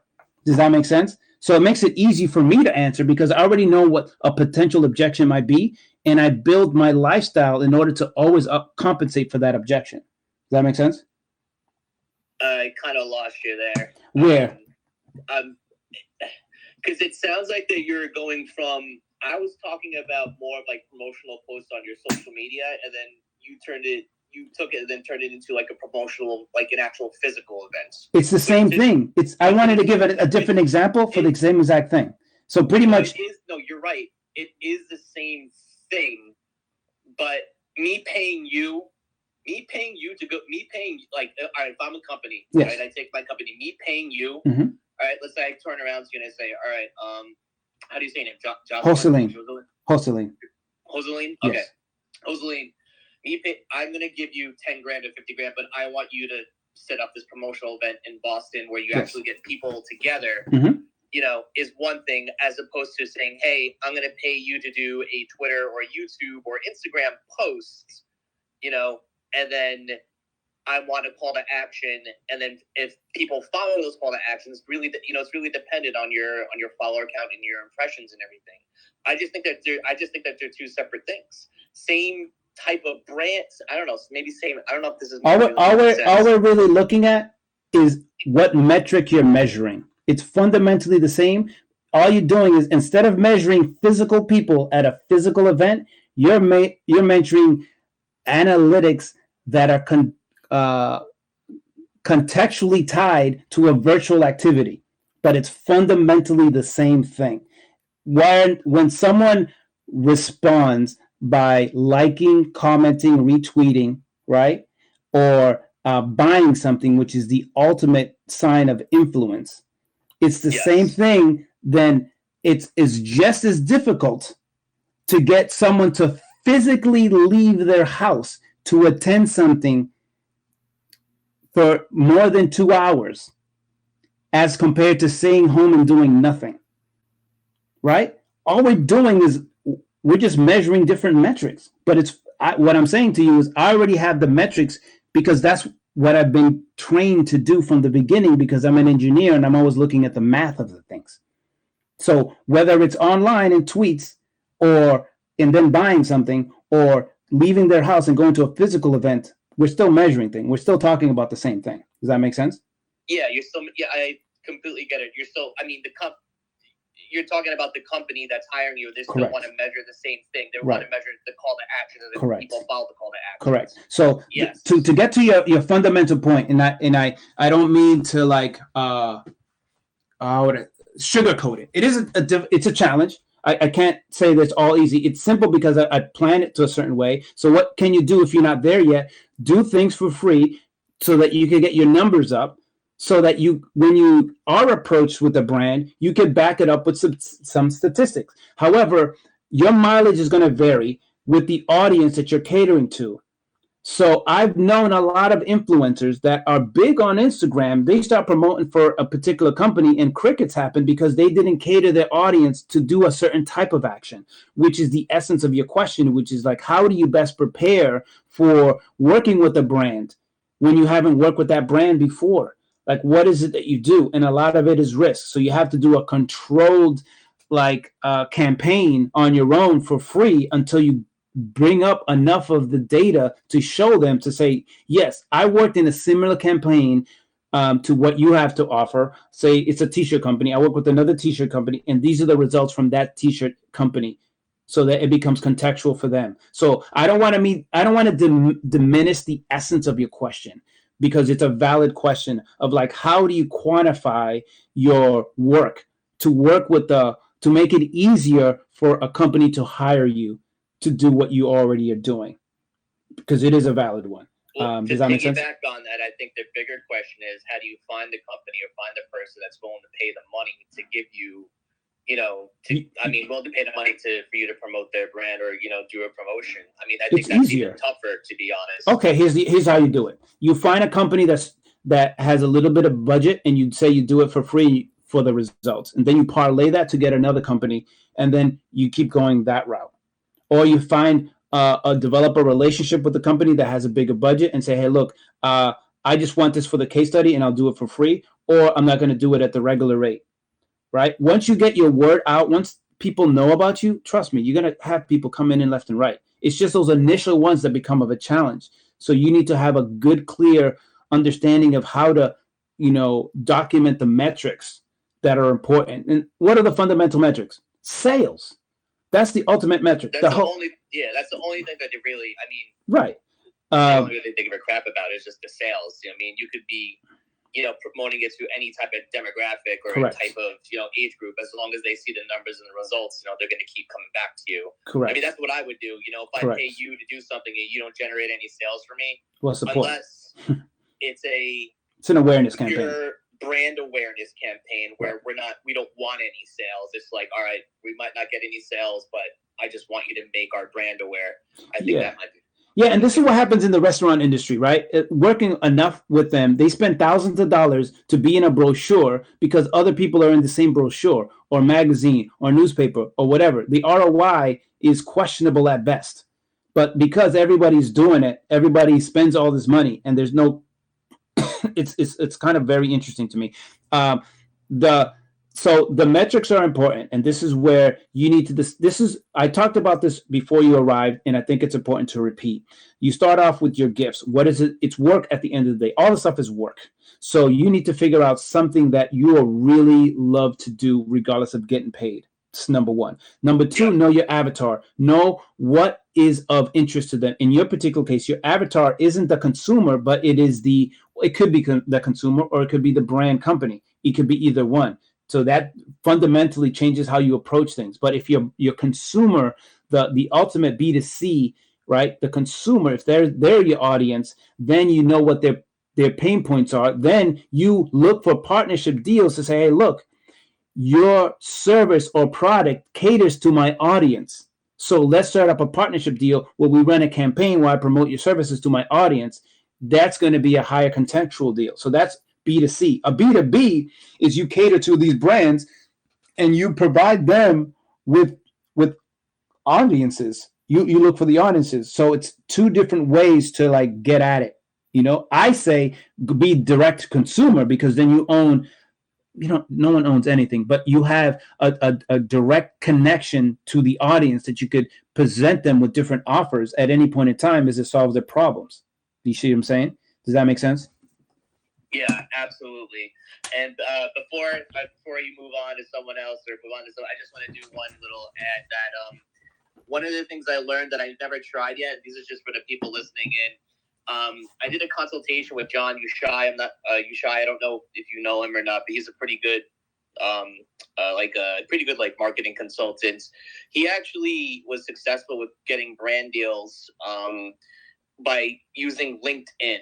And what he would do is you have your media kit, right, that you would present, I guess, or part of, or to the company, and he would look for like the titles that he would look for the titles and the positions of a company that were responsible for creating those brand deals and send them like the information through LinkedIn, and he says it was very successful that way. So yeah, I don't know if that's like a food for thought. Yeah, tactically, there's 10,000 tactics. There's so many different ways to get to the same point. But the key is to understand who you are, what you're focusing on. LinkedIn might not be appropriate for certain creators, right? So it all depends on your demographic, your audience, those types of things. Because tactically, it becomes challenging because we don't want to get caught up in the weeds, because one algorithmic change and then that goes that tactic. I want to have a higher discussion of what the strategy is in order for it to be a long-lasting kind of solution, if you will, versus like, oh, send the email. How do you send the email? Like, it becomes too complex. I do appreciate that. That's very good. And for certain creators, that's going to be a very big game changer. But yeah, so thank you. I really appreciate that contribution. It was very helpful. So I have George in the set up. So yeah, you can hang out, Mr. Humanity, if you'd like. Go back to listener if you like. No worries either way. But I do appreciate your contribution to this discussion. It was extremely helpful and extremely timely, indeed. So George, what's happening? Hey, I love and support your desire to create a community of creators. Thank you very much. Appreciate that. I think you're trying to herd cats, but there's nothing wrong with trying to herd cats. It's not an impossible task. It can be done.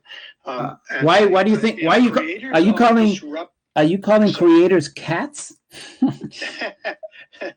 In a way. Well, creators are disruptors by their nature. We don't believe in rules. Right. They do not. We create our own rules. They believe in breaking rules. I'm proud of it. Quite proud of it. I love it. And so now, what I think you're talking about, the way creators monetize is they are the central influencers of word of mouth, and everybody that could be one type of creator. That's not we can't make general statements about the entire community of creators, but I agree. But creators are always tremendous. People look to the creators to follow them. They look to the creators as the thought leaders. I don't know of any creators that other people don't like to follow, don't like to try to emulate. They are the So- ultimate influencers, whether they're intentionally doing so or just doing their thing and people are following along behind them, trying to do what they're doing. Maybe. Again, it's so vast. It's hard to Yeah. isolate an entire group of people of any sort to these simplistic generalizations. But I think it's something that some of those create. I mean, the herding cats is kind of an interesting statement. I'm not sure how that relates to creators, but influence. See, the thing is, are they creators? Has evolved to include influence because influence has become part of our lexicon. It becomes part of the way we communicate about people that are on social media. I think what they lack is the entrepreneurship. I think they lack, my Yes. personal opinion, that there's not a course curriculum for a creator to monetize, and that's what I'm Right. developing, and that's what I'm hoping to establish. There isn't a LinkedIn for creators. There isn't Right. you could go into like Fiverr and stuff like that, but still there's still a little suspect, right? But because that's all, it's almost like my friend started this thing called TaskRabbit, right? Back in the days, and so there's a bunch of TaskRabbit people that do online services. So that's what Fiverr is all about. But I'm looking to establish a community that's all about creating that curriculum that says, okay, if you're here and you want to get here are some proven steps to get there. That's Beautiful. the essence of it Beautiful. all. So it's not to your point, but taking what you've stated about the herding cats, adding some structure to it. So yeah, certain cats are going to go do their thing, hug you when they want to hug you, run out of the room when they want to run. I'm not dealing with those cats. I'm dealing with the cats, that have a specific modality. You know what I mean? You're going to have to deal with their anti-money attitude. Not the people that I want to deal with. They don't need to be in the space for that. That's why I'm doing a filtered, form,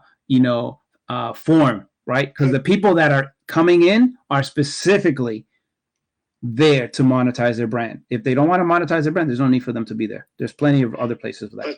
But There is no but. There are going to be plenty There of is no but. underlying attitudes. They Of that, so, that but here's the money thing, was George. dirty in But some way. here's the thing, George. Uh, We get to control this. How? We can remove them. Very simple. Just like we can teach mic them, you. But Yeah. teach them. Yeah. The whole purpose is to teach. Teach them to be proud of what Yeah. they're creating. The thing is, And then money the isn't money bad. is just the way you keep score. Yeah, well, yes and no. That's just one metric. There's many metrics, as we discussed just course. earlier. So I don't want to make it a monolithic discussion of like we're all greedy capitalists. It's not the vibe. It's more about like the craft needs to expand. There needs to be a budget for that, and we have to look at it as an entrepreneur, as a business owner. And this is where finding that comfort level and those different elements of the modern day creator, which is the influencer, creator, and entrepreneur. There's the balance. There's that Venn diagram where the three circles come into one, and that's what my focus is. And just like I talked about at the beginning of the session, if you joined late, I'm going to repeat it, which is be very clear on number one, your gift, your craft, your unique set of skills, which is what I have, which is the combination of technology and business. That's my sweet spot. I'm able to kind of put all these things together very nicely. And my audience, I know my audience are these creators that are looking to monetize their brand, not those that don't. Though I love those other guys, or gals, but that's really not my focus. I'm focused specifically, which is why I've been running this Monetize Monday for the last 7 months, to talk about how to monetize your brand. So yes, there are people that fit the creator mold that don't want to monetize. They have other resources. This is not the resource for them. So Gotcha. yeah, I'm very clear and concise. I'm not trying to have 10,000 people in my space. In the creator community, I want these very specific people because I want them to go from 4-figure to 5-figure to 6-figure a month. That's that. Very clean and cut. Does that make sense? I'm not dilly-dallying with words and going Yes. through like my mission statement, and it's very clear. Yes. You know what I mean? But I just There is no caution but. you, there's a continuum. They may express a desire to monetize, and they still have attitudes. So again, George, they're easily removed, brother. That's it. I'm not dealing with this. Like I'm not going to have one person Okay. ruin it for other people.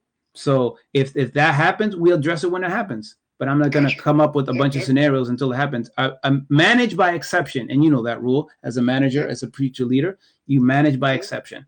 So we deal with those outliers when they come. We have those opportunities, but we set it the clear tone from the very beginning. That's why I'm very strict, very, very precise, very deliberate about who's the initial founders of this community so that they set the proper tone. So if there's someone that comes in with this negative attitude, we're able to address it appropriately, which is some very good points that you highlight. For those people that are looking to create a community, these are some of the things that you need to consider. Whether you do it within Twitter or whether you do it elsewhere, it doesn't really matter, right? Because when you're creating a business, when you're fostering and you're growing, we're all creating communities as it is. When your followers can be considered a community of sorts, if you will. So as we wrap up, we have another 15 minutes or so. I want to bring up Chris. Thank you very much, George, for participating in the conversation. Always appreciate your comments, concerns, and suggestions because they're valid and they're very interesting to think about. Very, very good. Thank you very much.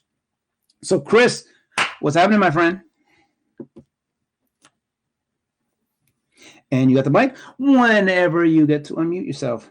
There could be a delay. There could be a technical issues. We're going to roll with those punches like we always do. So, Chris, you have the mic. Whenever you feel, you grab it. I don't know what's going on. That's the way it goes. La, la, la, la. All right. So, as you're going through that, of responses, yeah, there we go. So, whenever you're ready, Chris, could be some technical issues. I'm going to just kind of do a quick recap. So what I've talked about today, starting off with the first tweet that I pinned to the nest, is obviously this space. If you want to tweet the space, we got another 15 minutes. That's cool if you want to do that. If cool, if you don't. So next thing is if you consider yourself a creator and you want to monetize your brand, there's the application. I put that link at the very top a couple of different times. The third tweet that I pinned to the nest is what and how I've been able to use Haps to do my version of the recording before the recording was built into the app. So that's that. So you get to see that there. The fourth one was Paul, who was here earlier, who couldn't, had to go. I wanted to highlight him as a creator who's doing phenomenal work in the Twitter Spaces community with a whole month-long series called The Mouthwash Show. And his theme for this month is better_season. So you get to find out what that's all about. But what's great about what he's doing is he not only let you know all the different speakers that he's going to have for the entire month, he has a way for you to use text messaging to get those alerts whenever he goes live. And he has a newsletter and he has a website and he has some cards specifically created for his space. And he's partnering up with the Spaces dashboard, which is a great resource for those people that want to find out what's happening in the Twitter Spaces community in real time in the past and find out some analytics about that. So that's that. Then the other tweets are some examples of some cards that he's created. Then I gave an example of why I sent out the tweet. Do you consider yourself a creator and why? And I had a discussion as to the logic behind that tweet and what it led to, which is Chris, which is here. I don't know what happened, but so I leveraged the fact that he answered it, and then he's the ideal person that I would want to have in the creator community. And then I give him a link to the community sign up form, the invite form. So I just wanted to give examples of what other people could do to grow their, not only creator community, because I know that's new, but just figure out what their audience wants, who their avatar is all about, what their concerns are, and just put questions and service them and really, really cater to their needs. And then here's the thing that I didn't talk about. So this is a post that's very, very important. 11 reasons not to become famous and a few lessons learned. This is a Tim Ferriss post. I highly recommend you read this. Now, the reason why is because a lot of us strive to be well-known or famous, but we don't know the ramifications of this.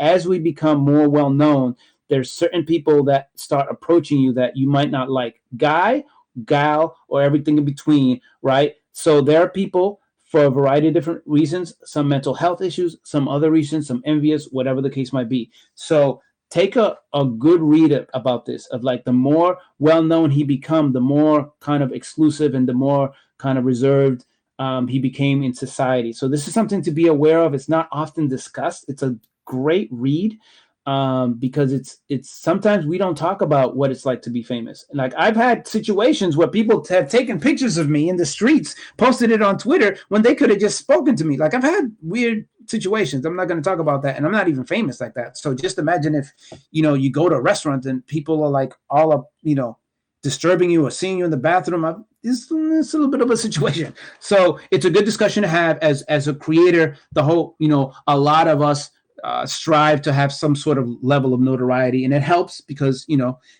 when you don't have to pay for things, entering restaurants or clubs or whatever, that's it's a good.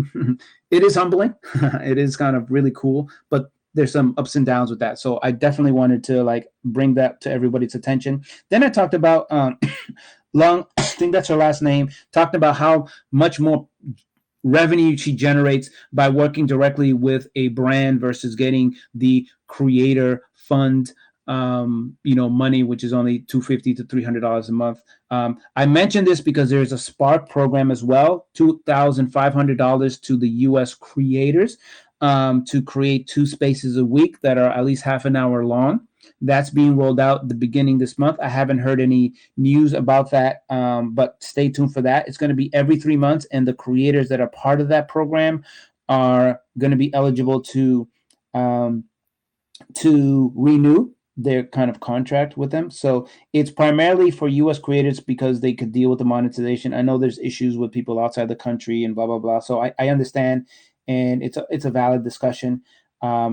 This is not the place for that type of discussion. It's out of my hands. I don't control the decisions. But regardless, I just wanted to highlight there is a Spark program for those creators if you're not aware of it.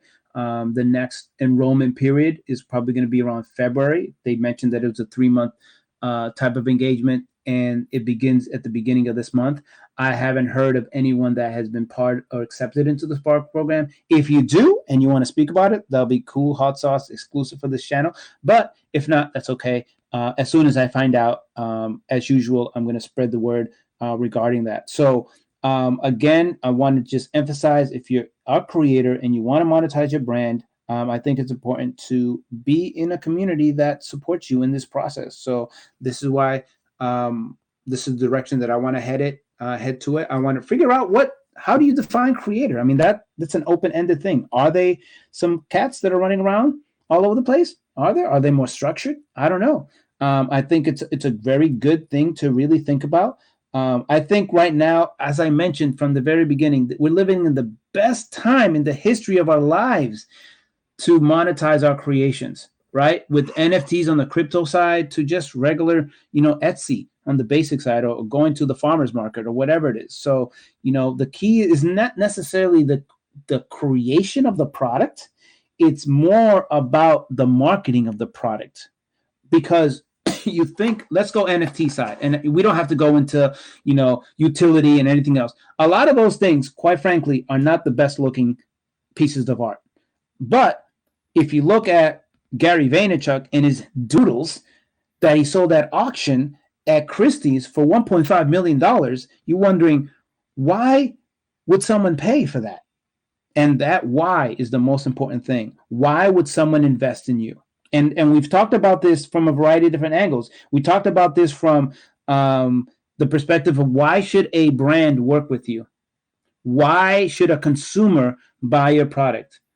Why should they do that? What will they feel when they buy? These are things that you need to think about as a creator. Like, why should you be part of the Barbs community? What's the vibes there? Are you going to connect with other people that love Barbs? Are you going to share music? It's like, what's the vibe? It's just voting. Like, what's the vibes there? Like, why? Think about why someone should listen to you over anyone else, right?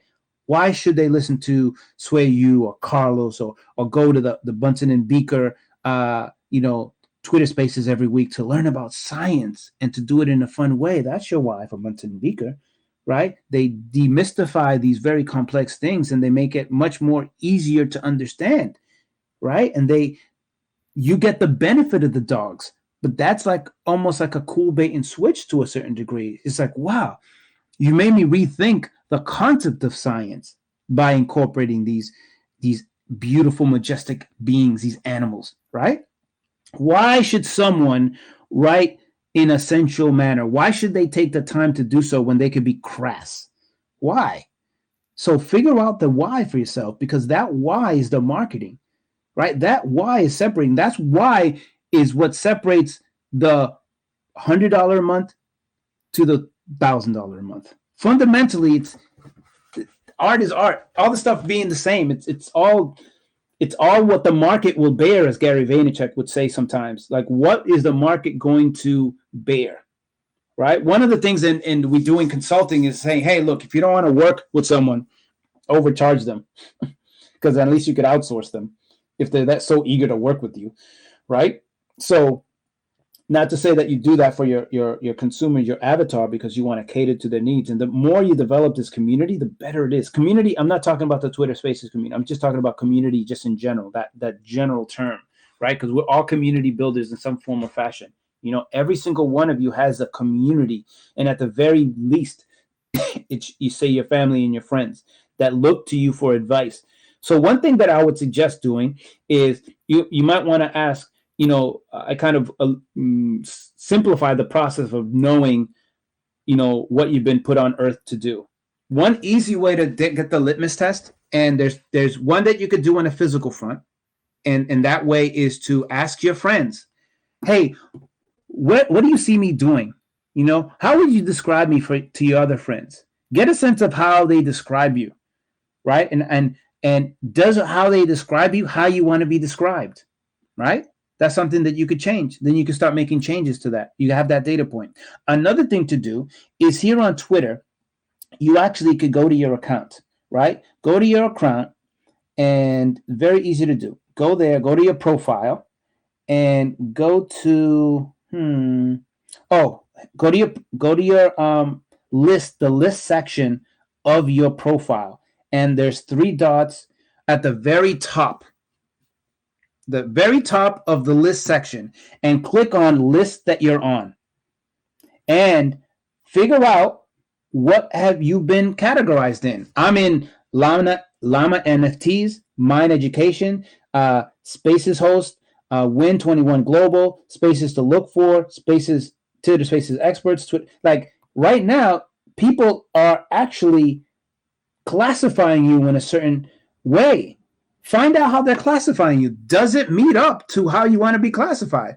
And I think that at the very least, now these are the public ones. Who knows what kind of private list you're on that, you know, you could be, you know, beautiful bald men for, you know, who knows, whatever. So that's a good way to test on Twitter how people see you, how they perceive you. And then you could build off of that.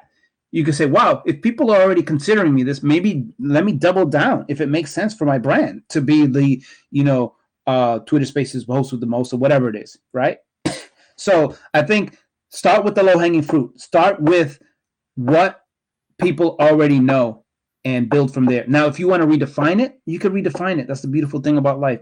People make changes, right? Find something that fits you're a teacher now, you want to be in construction, make the change. Life is short. Do what you love, you know, make that transitional plan and go from there. So now we're wrapping up at this point. It's about 1 minute to 5. If you have a question, comment, concern, you can feel free. I could extend it, but if you don't, we could end it here. This is going to be readily available if you showed up a little late. This whole thing is being recorded. It's on Haps. The recording is also available, and I'm going to show you the recording here. So those people that don't know, I'm also recording on Haps in addition to the recording that's available on the Twitter Spaces. So here we go. So we have 2 recordings for you. So everything has been documented, recording for you, and my DMs are open, and I'm going to do a quick check about my DMs. Oh, wow. So some issues with some people crashing. Super follows is being actually discussed in another space.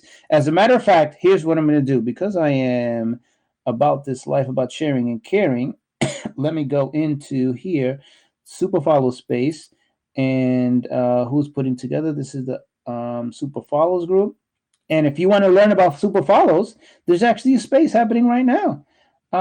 So I'm going to go here, and I'm going to plug them because sharing is caring. So if you want to transition from this space that we're in now to another one, this would be a great one to go to find out how these people are doing the super follows thing. So I'm going to end it here. I really, really appreciate everyone's time. Thank you very much for being here. You could be anywhere in the world, and you're here with me, and I really appreciate it. I know I ramble. Hopefully these rambles, you could, get something from it. If you learn something, please share it. That would be pretty much appreciated. Send out a tweet, tag me using the Monetize Monday hashtag so that we could share this information to others. And if you want to share something, share that community for other creators. So I want to help them monetize their brand and get to the next level from 4 to 5 to 6 figures a month. That is the goal. So I really appreciate all your time. And yes, I'm just going to do some quick screenshots if you don't mind. Boom, boom, boom. Oh, look at that. I'm right under spaces for you. It's funny that they say spaces for you and it lists your space. How cool is that? Why wouldn't it be your own space? Which is kind of interesting. And then I'm going to do the bar one real quick. And yeah, so that is it for now. My DMs are always open for everyone. If I could help, I could help. If not, I'll see how I could, how would I say it? How I could point you to other people. So now shout out time. So Christopher, thank you for being this here. Christopher Brown or Christopher. I don't know how to say that. That's interesting. You have an R then. So C Brown, how's that? Give a shout out to you. Lunita Mar, shout out to you. Haas Dictionary, interesting. Shout out to you. Spaces Dashboard, always a pleasure to have you on board. If you're not familiar with Spaces Dashboard, definitely connect with them. I gave them a shout out earlier on. Blurry, thank you for coming. Sahad, thank you for being here. Kathy, you're a gem. Tim, homie, where you been at? I've been looking for you. You disappeared. Anyway, great artwork. Keep doing your thing. Elizabeth, always great. Love the blue background and your hands in the air. Pretty cool. Gail, what is happening, my friend? Thank you for being here. Indra, what's happening? Always meditating, thinking about you. Bobby, keep doing your stuff. You're doing fantastic. Misha, always a pleasure. Jason, fantastic. Bunsen and Beaker, make sure you give them a hug for me. And Carlos, always grateful to have you translate all your tweets from English to Spanish, doubling the amount of content that's being distributed on the interwebs. Thank you very much. So with that, my friends, I bid you a fantastic day, week, and if you can attend the Twitter Spaces or the Super Follow space on Super Follows, that might be helpful for everyone. All right. So everyone have a fantastic day. Look forward to connecting with you soon. Next space is going to be on the latest version of the iOS if it's released before Friday, and Friday is bugging out if you want to attend that. I don't know the times for that because it's dependent on when Twitter Spaces does their space and Feedback Friday does their space. So stay tuned for that. Generally on Thursday or Friday, you'll know those times. So have a fantastic week, everyone. I love you guys sincerely from the bottom of my heart. I really appreciate all your time and efforts and everything else. So have a great day. Ciao for now. Again, this recording will be available instantly after the space is over. So in case you missed the beginning, it'll be there for you. All right. Ciao for now.